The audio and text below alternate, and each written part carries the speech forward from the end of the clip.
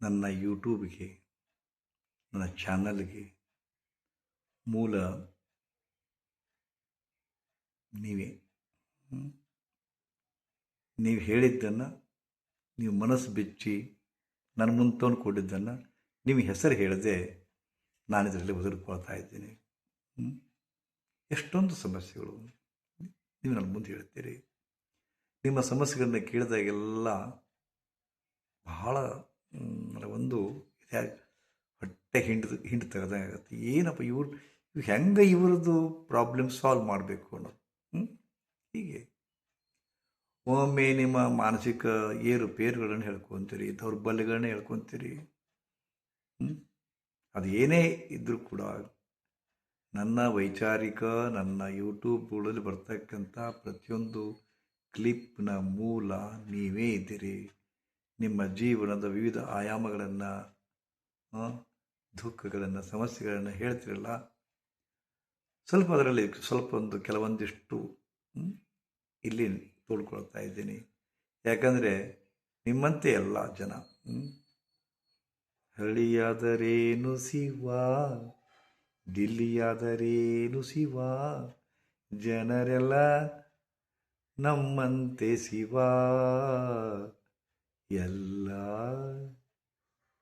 ನಮ್ಮಂತೆ ಶಿವ. ಹಾಗೆ ಎಲ್ಲರೂ ನಮ್ಮಂತೆ ಇದ್ದಾರೆ. ನಮ್ಮದೇ ಬದುಕು, ನಮ್ಮದೇ ಸಮಸ್ಯೆ.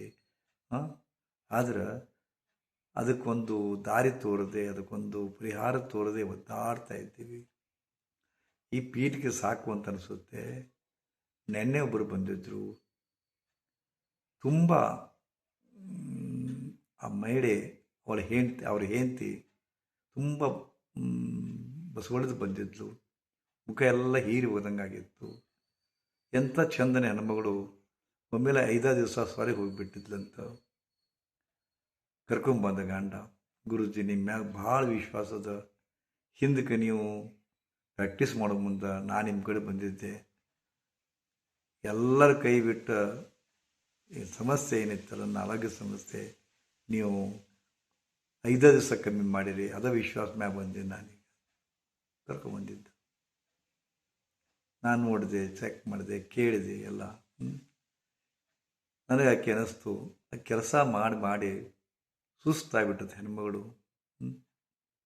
ಅವ್ರದೆಲ್ಲ ಫ್ಯಾಮ್ಲಿ ಇತಿಹಾಸ ತೊಗೊಂಡಾಗ ಎಲ್ಲ ಕುಟುಂಬ ಹೋಗಿ ಇವತ್ತು ಛಿದ್ರವಾಗಿ ಗಂಡ, ಹೆಂಡತಿ, 3 ಜನ ಮಕ್ಕಳು, 5 ಜನರ ಕುಟುಂಬ ಇತ್ತು. ಒಬ್ಬಳೇ ಕೆಲಸ ಮಾಡೋಕ್ಕೆ, ಕೆಲಸ ಮಾಡಿ ದನದಿದ್ಲು, ಬಸವಳದಿದ್ಲು. ಈಕೆ ಮಯಾಗರಮಿ ಇಲ್ಲ, ಜ್ವರ ಬಂದಾವು, ತಲೆ ನುಸ್ತದಂದ್ರೂ ಸಹಿತ ಅದರಂಥವ್ರಿಗೂ ಮಾಡಲೇಬೇಕಾಗಿತ್ತು ಆಕೆ. ಅದಕ್ಕೆ ನಾನು ಕೆಲವೊಂದಿಷ್ಟು ಸಲಹೆಯನ್ನು ಕೊಟ್ಟೆ. ಮನೆಯಾಗ ಸಿಗುವಂಥ ವಸ್ತುಗಳನ್ನೇ ಬಳಸಲಿಕ್ಕೆ ಹೇಳಿದೆ. ಆನಂತರ ಸಾಧ್ಯವಾದರೆ ನೀವೊಂದು ವಾರ ರೆಸ್ಟ್ ತೊಗೋಬೇಕಮ್ಮ, ಏನು ಮಾಡೋಕ್ಕೆ ಹೋಗಬೇಡ.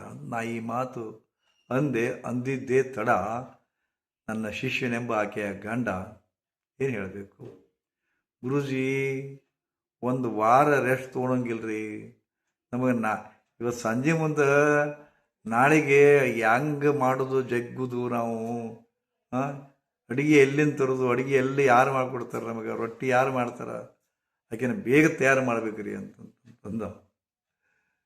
ಬೇಗ ತಯಾರು ಮಾಡ್ಬೇಕಂತೆ ನಾನು. ಈ ಜನ ಎಷ್ಟೊಂದು ವಿಶ್ವಾಸ ಇಟ್ಕೊಂಡ್ಬಿಡ್ತಾರೆ. ಗುರುಗಳ ಕಡೆ ಹೋದ್ರಪ್ಪ ಅಂದ್ರೆ ಎಲ್ಲ ಕಮ್ಮಿ ಆಗುತ್ತೆ ಅಷ್ಟೇ ಅಲ್ಲ, ಕ್ವಿಕ್ಕಾಗಿ ಕಮ್ಮಿ ಆಗುತ್ತೆ.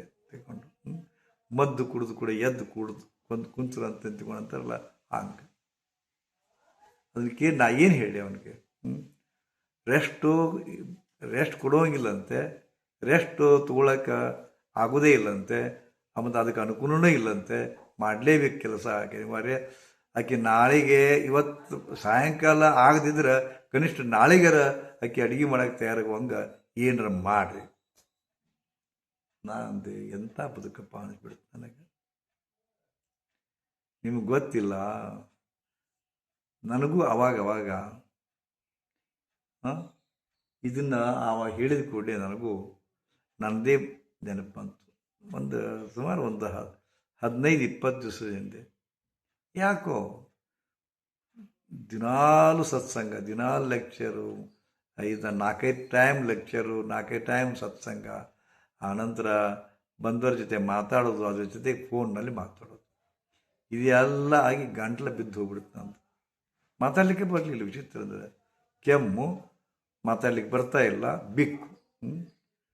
ಸೊ ಅವಾಗ ವರ್ಷಕ್ಕೊಮ್ಮೆ ನನಗೆ ಈ ಥರ ಕೆಲವೊಂದು ಆರೋಗ್ಯದೊಳಗೆ ಏರುಪೇರು ಆಗ್ತದೆ. ತೀರಾ 15-20 ದಿವಸ ಏನಿದೆ ಎಷ್ಟೋ. ಅವಾಗ ನಾ ಯಾರ್ದು ಫೋನ್ ಎತ್ತಲಿಲ್ಲ. ಜನ ಎಲ್ಲ ಬೇಜಾರುಗೊಂಡು ಬಿಟ್ಟಿದ್ರು, ಗುರುಗಳು ಫೋನೇ ಎತ್ತೋದಿಲ್ಲ ಅಂತ ತಿಳ್ಕೊಂಡು. ಎಷ್ಟೋ ಜನಕ್ಕೆ ಆತಂಕ ಶುರುವಾಯಿತು. ಆತಂಕದಿಂದ ಎಷ್ಟು ಜನ ನಮ್ಮ ಡಾಕ್ಟರ್ ದೀಪಕ್ ಅವ್ರಿಗೆ ಫೋನ್ ಮಾಡಿ, ಯಾಕೆ ಗುರುಗಳು ಫೋನ್ ಎತ್ತಾ ಇಲ್ಲ, ಹಾಗೆ ಹೀಗೆ ಅಂತ ತಿಳ್ಕೊಂಡು. ಸೊ ಒಂದು ಏನೇನೋ ಒಂದು ಚ್ಯೂಯಿಂಗ್ ಪಿಲ್ಸ್ ತೊಗೊಂಡೆ, ಏನೋ ಮಾಡ್ಕೊಂಡೆ. ಯಾಕಂದರೆ ನೀವೆಲ್ಲ ವಿಪರೀತವಾಗಿ ಫೋನ್ ಮಾಡೋದು ಮತ್ತು ತಪ್ಪು ಕಲ್ಪನೆ ಮಾಡ್ಕೊತೀರಿ ಅಂತಿಕೊಂಡು ಅದೇ ಒಡಕು ಧ್ವನಿಯೊಳಗೆ ಹೇಳಿಕ್ಕೆ ಶುರು ಮಾಡಿದೆ. 20 ಸಾರಿ ಪ್ರಶ್ನೆ ಶುರುವಾದವು. ನಂದು ಗಂಟ್ಲು ಏನಾಗೈತೆ, ಅದಕ್ಕೆ ಬಿಟ್ಟಿದ್ದೀನಿ ಅಂದರೆ ಅದು ಆಗಲಿ ಬಿಡ್ರಿ, ನಾ 500 ರೂಪಾಯಿ ಕೊಟ್ಟಿದ್ದೆ, ಮತ್ತು ನೀವು ಅದು ನೋಡಿರಿಲ್ರಿ, ಮತ್ತು 500 ರೂಪಾಯಿ ಮತ್ತೆ ಹೆಂಗೆ ಮಾಡ್ತೀರಿ ಅಂತಿಕೊಂಡು. ಅವ್ರಿಗೆ ನನ್ನ ಆರೋಗ್ಯಕ್ಕಿಂತ 500 ರೂಪಾಯಿ ಚಿಂತೆ ಶುರುವಾಗಿತ್ತು. ಮತ್ತೊಬ್ಬರಿಗೆ 100 ರೂಪಾಯಿ ಚಿಂತೆ ಶುರುವಾಗಿತ್ತು. ನಾ 500 ರೂಪಾಯಿ ಇಸ್ಕೊಂಡಿದ್ದೆ ಎದಕ್ಕಪ್ಪ ಅಂತಂದರೆ ಒಂದು ತಾವೀಜ್ ಮಾಡ್ಕೊಡ್ತೀನಿ ಅಂತೆ. ನಮ್ಮ ಶಿಷ್ಯರ ಕಡೆಯಿಂದ ತಾವೀಜ್ ಮಾಡ್ಕೊಡ್ತೀನಿ, 555 ರೂಪಾಯಿ ಆಗುತ್ತೆ ಅಂತ ಹೇಳಿದ್ದೆ. 500 ರೂಪಾಯಿ ಕಳಿಸಿದ್ರು.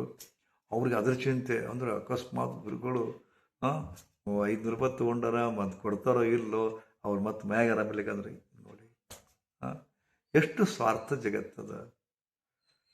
ಎಮ್ಮೆಗೊಂದು ಚಿಂತೆ, ಸಮ್ಮಗಾರಣಿಗೊಂದು ಚಿಂತೆ ಅಂತ. ನಮ್ಮ ಚಿಂತೆ ತಮ್ಮ ಕೂಡಿರ್ತದೆ ರೀ. ಯಾರು ಚಿಂತೆ ಮಾಡೋದಿಲ್ಲ. ಎಮ್ಮೆಗೊಂದು ಚಿಂತೆ, ಸಮ್ಮಗಾರಣಿಗೊಂದು ಚಿಂತೆ, ಬಡತನಕ್ಕೆ ಉಂಬುವ ಚಿಂತೆ, ಉಂಬುವುದಾದರೆ ಉಡುವ ಚಿಂತೆ.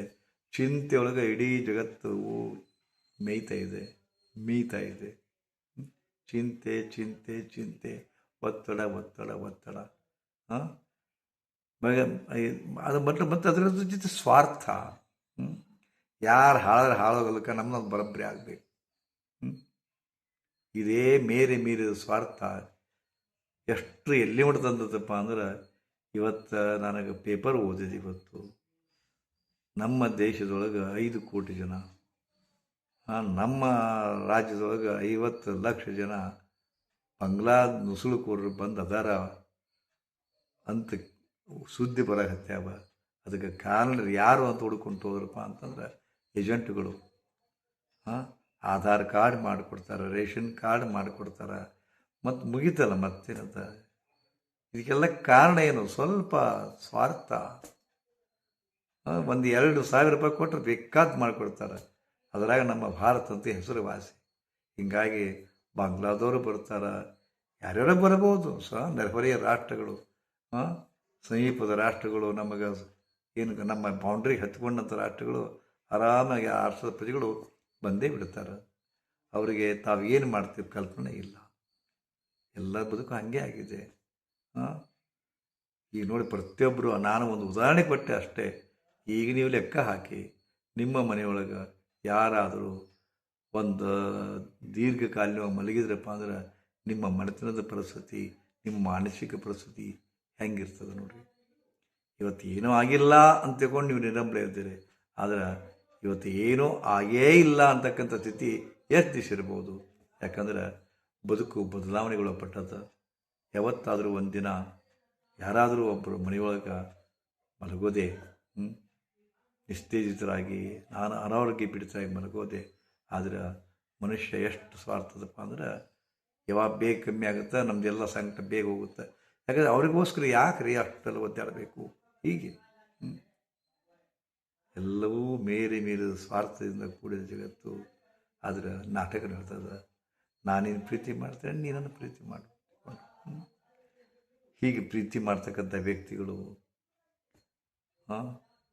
ಇನ್ನೂ ಮದುವೆ ಆಗಿರಲಿಲ್ಲ, ಇನ್ನೂ ಲವ್ ಸ್ಥಿತಿಯೊಳಗೆ ಇತ್ತು, ಎಂಗೇಜ್ಮೆಂಟ್ ಆಗಿತ್ತು. ಅಂಥ ಹೊತ್ತಿನಾಗ ಹುಡುಗಿಯ ಮುಖದ ಮೇಲೆ ಒಂದು ಬಿಳಿ ಮಚ್ಚೆ ಕಾಣಿಸೋಕೆ ಶುರು ಆಯ್ತು ರೀ, ಮುರುಗಡೆ ಆಗಿಬಿಡ್ತು. ಇವರು ಅವ್ರ ಸೌಂದರ್ಯವನ್ನು ನೋಡಿ ಮೆಚ್ಕೊಂಡಿದ್ದ, ಮದುವೆ ಫಿಕ್ಸ್ ಆಗಿತ್ತು. ಈಗ ಸೌಂದರ್ಯಕ್ಕೆ ಕುಂದು ಬಂತು, ಬಿಟ್ಟರು. ಹೀಗೆ ಎಲ್ಲವೂ ಸ್ವಾರ್ಥದ. ನಾವು ತಿಳ್ಕೊಂಡಿವಿ ಇವ್ರು ನನ್ನವರು ಅಂತ ತಿಳ್ಕೊಂಡು, ಯಾರು ನನ್ನವರಲ್ಲ. ಇಲ್ಲಿ ಮಡ ತಳ್ಕೊಂತಾನೆ ಜೀವ. ಆಮೇಲೆ ನಾನು ಉಳಿಬೇಕು ಅಂದ್ಕೊಂಡು ಕೊನೆಗೆ ನಾನು ಉಳಿಬೇಕು ಅನ್ನೋದು ಬರ್ತದೆ. ಜಗತ್ತಿನೊಳಗೆ ಮತ್ತೊಬ್ಬರು ಯಾರಾದರೂ ನಿಮ್ಮನ್ನು ಉಳಿಸ್ಬೇಕು, ನಿಸ್ವಾರ್ಥವಾಗಿ ನಿಮ್ಮನ್ನು ಪ್ರೀತಿ ಮಾಡೋರು ಯಾರಪ್ಪ ಅಂದ್ರೆ ತಾಯಿ. ತಾಯಿ ಒಂದೇ ಒಂದು ಜೀವ, ನಿಮ್ಮನ್ನು ತನ್ನ ಪ್ರಾಣವನ್ನು ಕೊಟ್ಟಾದರೂ ಉಳಿಸ್ತಕ್ಕಂಥ ಒಂದು ಖ್ಯಾತಿಯನ್ನು ಹೊಂದಿದಂಥ ವ್ಯಕ್ತಿ ತಾಯಿ. ಮತ್ತು ಅದರಾಗ ತಂದೆ ಅಲ್ಲ. ಅದಕ್ಕೆ ನಾವೆಲ್ಲರೂ ಯಾವ ಥರ ಬದುಕು ನಡೆಸಬೇಕು ಅನ್ನೋದನ್ನು ಇಂಥ ಅನೇಕ ಘಟನಾವಳಿಗಳಿಂದ ನಾವು ತಿಳ್ಕೊಳ್ಳೇಬೇಕಾಗಿದೆ. ಆ್ಯಕ್ಚುಲಿ ಹೇಳಬೇಕಾದ್ರೆ ಅದಕ್ಕೆ ಸಹಿತ ನಾನು ಹೇಳುವ ಮಾತುಗಳು ನೇರವಾಗಿ ನೀವು ನೋಡಿಕೊಳ್ಬೇಕಾದ್ರೆ ನಮ್ಮ ಮನಸ್ಸು ಎಷ್ಟು ಸ್ವಾರ್ಥದ ಅಂತ ತಿಳ್ಕೊಂಡು, ಯಾರನ್ನಾದ್ರು ಪ್ರೀತಿ ಮಾಡಿದ್ರೆ ಸ್ವಾರ್ಥದ, ಯಾರು ಗೆಳತನ ಮಾಡಬೇಕಾದ್ರೆ ಸ್ವಾರ್ಥದ. ಆ ಸ್ವಾರ್ಥದಿಂದ ಆಚೆ ಬರಲಿಕ್ಕೆ ನಮಗೆ ಆಗೋದೇ ಇಲ್ಲ. ಮೊದಲು ನಾನು ಚೆನ್ನಾಗಿರ್ಬೇಕು. ನಾನು ನನ್ನ ಹೆಂಡತಿ, ಇದೇ ನಮ್ಮ ಜಗತ್ತು.